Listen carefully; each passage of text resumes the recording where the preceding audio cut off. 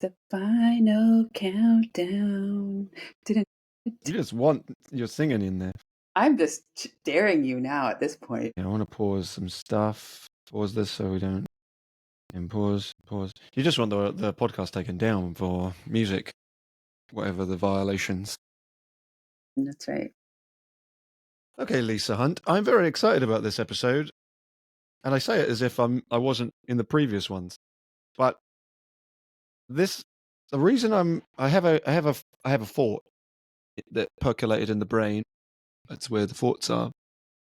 I was in a workshop, and it was a level 2 workshop. So there's conversations about technical skills, but there's also conversations about like program stuff. And we were actually talking about choice and how to get more people climbing. And someone had asked, like, "Oh yeah, what about the people who don't want to participate?" And it's the classic: how do you get people to participate? But that's not the question. I then brought up this notion of, because I've heard someone else say it. What actually, if someone said to you, "I just had a great group," what do we actually mean? What do we actually mean when we say a group is great? I was just talking with Anne Louise about this in the office yesterday. And I give credit to Josie Martin for making that question, sort of putting that question on my radar. We were at a dinner with other folks who had been in the field, and a colleague of ours said, "Oh, we had a great group today." And she sort of paused and said, "Well, what do you mean by that? What does that actually mean?" And I actually don't have an answer to your question, but I just have some like context and narrative around it. So when I asked Anne Louise in the office the other day, I said, "Hey, how was your time up with, I think it was Fuller School on the course today?" And her response was all about, "Well, I made this choice and it had this effect." So she was very focused on like her, what she brought to it versus like, well, the kids were this and the students were this. And I reflected that back to her. And that's a very, I'm used to with Anne Louise is sort of sharing about like what were her choices and what was the impact on the group. I think it's a really great question. I would need some time to process it. I think in full transparency, I suspect when I say I had a great group, I probably mean, and I know that this is going to be public, it means I think they liked me. I think they liked what I offered to them. And I think they had a good time and nobody gave me any trouble. And I don't proud of that. That should not be a criteria, but I think at its core, from my ego, that's probably one of my first criteria. What do you think?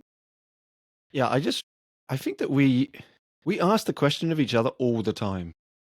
This question: how was your group today? How was your group today? That comes up all the time. When I come home, my wife says, "How was your group today?" And in fact, I have a text from Chris who was asking. I had a level 2 group just recently. I just did level 2 training, and he said, "How was the group?" And my response was, "It's a great group." Yeah. So what did you mean by that? So I think it's exact. I think the reason it's great.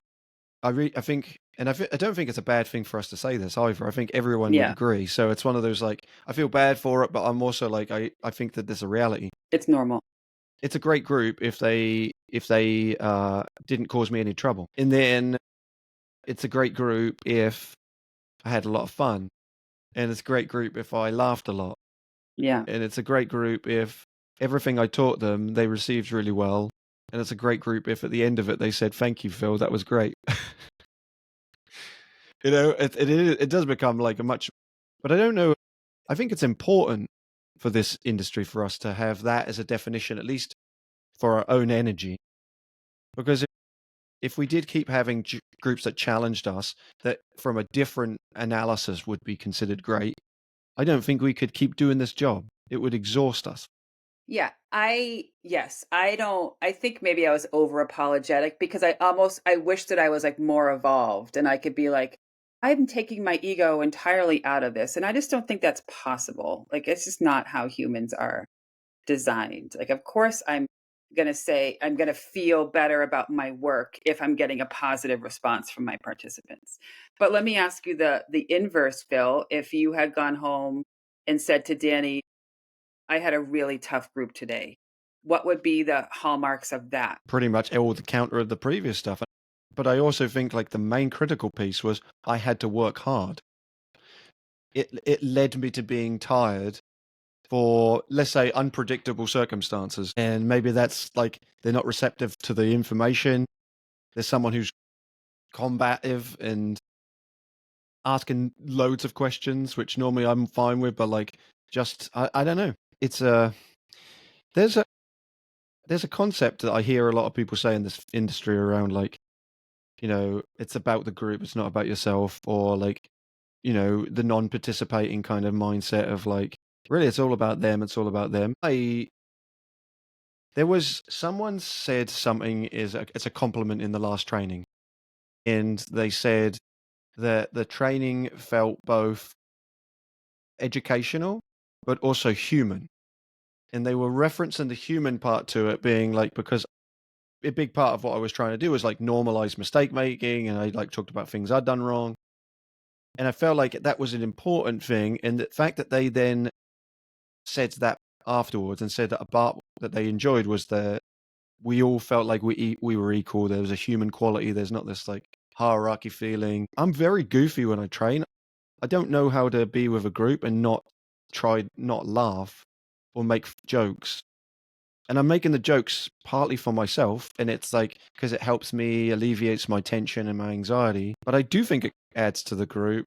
But in the same way that someone who doesn't but brings their own personality, it adds to the group in a different way. If we take ourselves out of the situation and don't make it also a bit about us, then I don't know how we serve the population we work with. We can't be this like wall up, like I'm not going to participate. And also, I have to be like, it's not about me. It's not about me. I think it's okay for it to be about us. Well, I think that could go in so many different directions because what about sort of how do we evaluate the success of the program? To go back to your original question, I think that's where we sometimes make it more about us than it needs to be. For example, I've been with you doing workshops where we do the activity, for example, mimeograph, which maybe you'll describe later, and you make it you or other facilitate, not just you, but you can make it to a point where it's very, very difficult to solve, and groups get angry with I've seen groups get angry with you, one in particular that you and I are both thinking of, and that's the opposite of making it about you because it's a risk. We've talked about this on another episode, I feel like, where I think like what do I need to do in service of the goals? I think to me that's an example of it's not about me at this moment. And people might not leave feeling like warm, fuzzy feelings about Lisa Hunt, but they have moved closer to their goals. I think that's appropriate.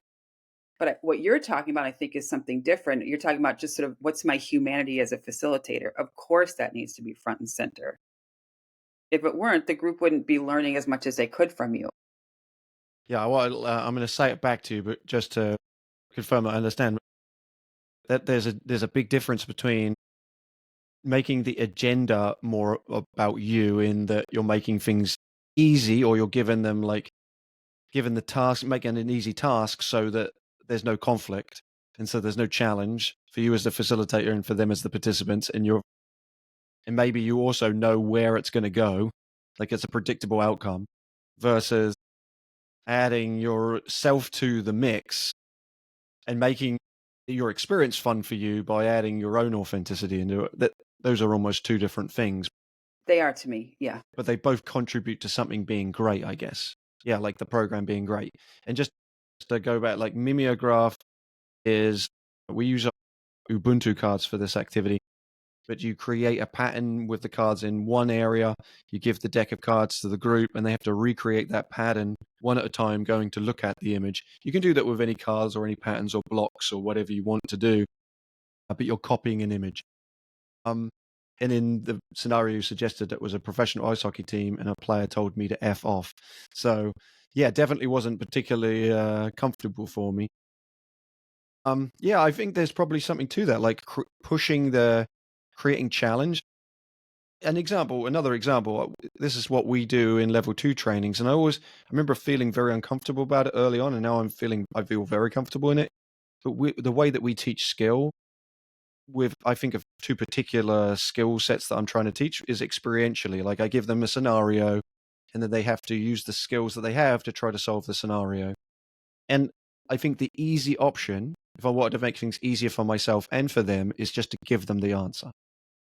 But the challenging, hard part is to not give them the answer and let them struggle and deal with them being frustrated either at themselves or at you, or there's an awkward tension sometimes when they're struggling.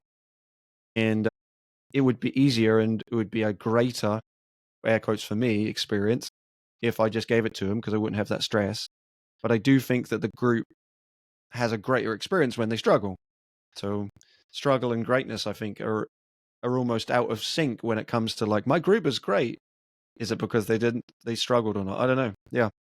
Yeah, that comes up in a workshop that we've done called The Struggle is Real. And I'm happy to send to you, Phil, after this recording, like a brainstorm list of like, what are the conditions that sort of that we see as facilitators that make us go, oh, you know what? I'm going to raise up the level of struggle or I'm going to lower the level of struggle, like sort of like a little bit of a filter.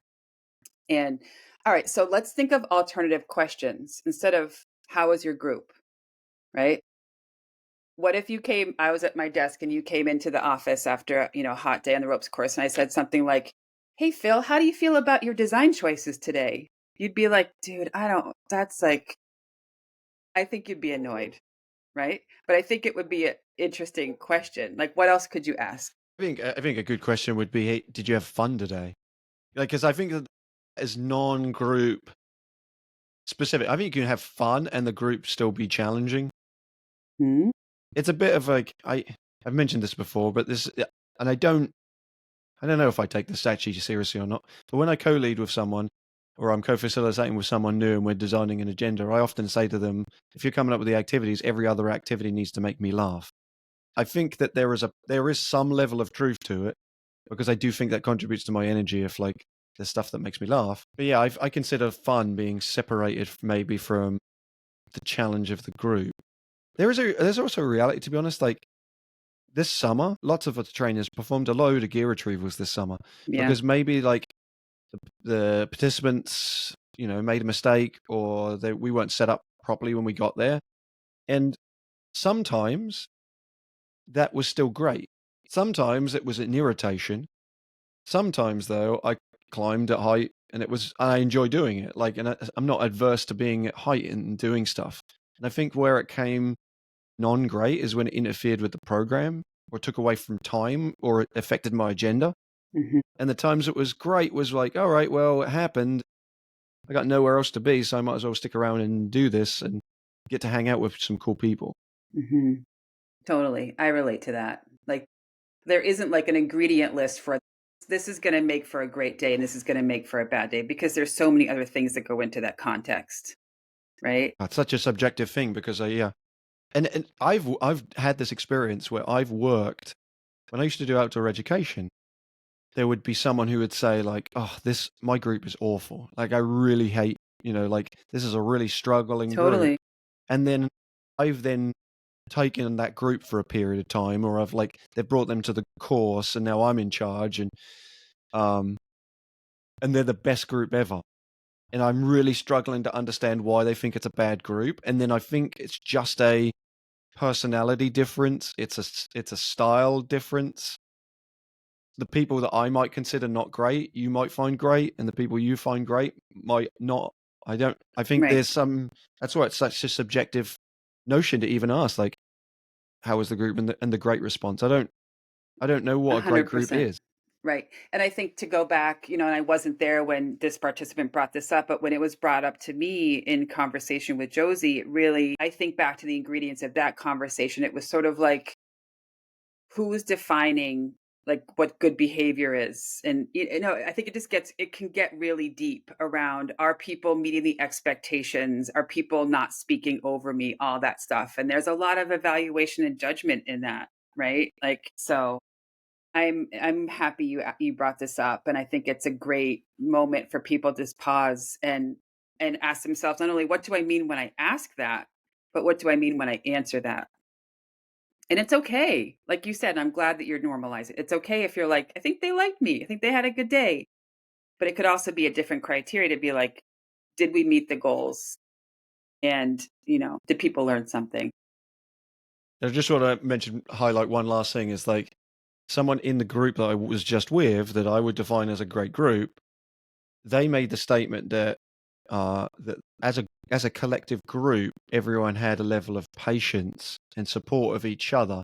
And the reference to patience was when someone asked a question. I remember when I would be in college and the lecturer would say, any questions before you leave? And then someone would put their hand up and everyone else is like, oh, come on, I want to get out of here.